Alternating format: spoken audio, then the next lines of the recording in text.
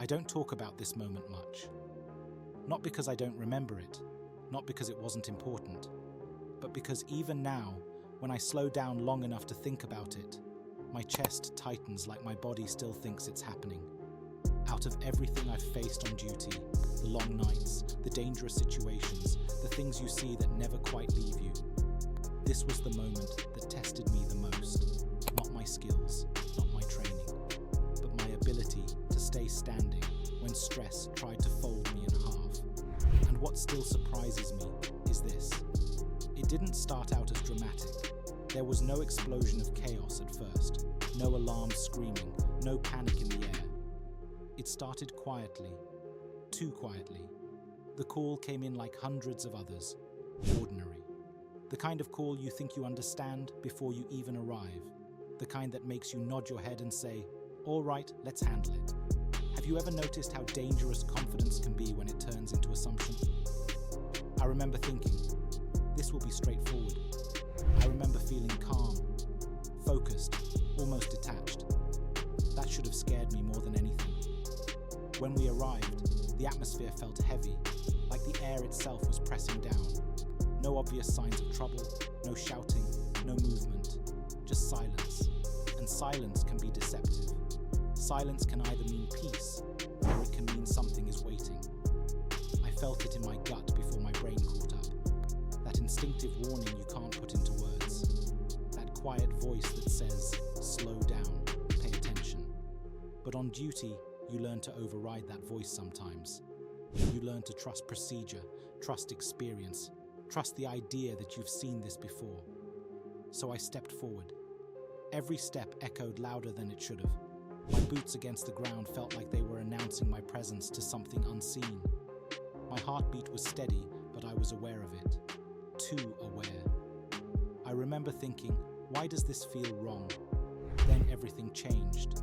Not gradually, not politely. It flipped in an instant. 1 second it was calm. The next second, it was chaos. The kind of chaos that doesn't give you time to think. The kind that hits like a punch to the chest and steals the air from your lungs. Sounds collided. Movement came from places I didn't expect.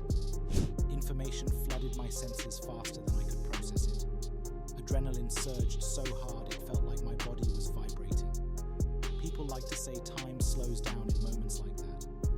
For me, it didn't. Time accelerated. My thoughts raced, overlapping each other. Training kicked in, not because I consciously called on it, but because there was no room for hesitation. My body moved before my mind fully understood why. And that's when the fear arrived. Not the surface level fear, not the kind you shrug off. I'm talking about real fear, the kind that's cold and sharp and honest, the kind that strips away ego and leaves you face to face with your own mortality. My hands shook, not violently, but enough that I noticed. My breathing went shallow, fast, like my lungs couldn't get enough air no matter how hard they worked. And in the middle of all that noise and confusion, my brain did something strange. It reminded me of home. Faces flashed through my mind, people I loved, conversations I hadn't finished, things I assumed I'd have time to do later. Why does the mind do that? Why, in the most dangerous moments, does it remind you of everything you could lose? A question cut through the chaos, clear and brutal. Is this how it ends? I didn't want to answer it, but I had to act anyway. Because fear doesn't pause the world. Stress doesn't give you a break. And duty doesn't wait for you to feel ready. Not because I felt fearless, but because standing still wasn't an option. Every instinct I had screamed for safety, for distance, for escape. But responsibility outweighed instinct. The knowledge that other lives were involved anchored me in place. The pressure was suffocating. Knowing that one wrong decision could change lives forever. Knowing that mistakes here don't get erased. Knowing that whatever happened next would follow me long after the shift ended. My heart pounded so hard I could feel it in my throat. I remember telling myself, one step, one breath, 1 second at a time. That's all I could handle. Thinking too far ahead would have crushed me. So I shrank my world down to what was directly in front of me. And then came the moment, including me. time lost meaning. It felt stretched and compressed all at once. My senses sharpened to painful clarity. Every sound, every movement burned into my awareness. And then, slowly, it ended. The chaos receded, the threat passed, the noise faded into something distant and unreal. And once again it was quiet. But this quiet was different. It wasn't deceptive. It was heavy. I stood there as the adrenaline drained from my body, leaving behind exhaustion so deep it felt hollow. My legs trembled. My mouth was dry. My hands still hadn't stopped shaking. That's when it hit me.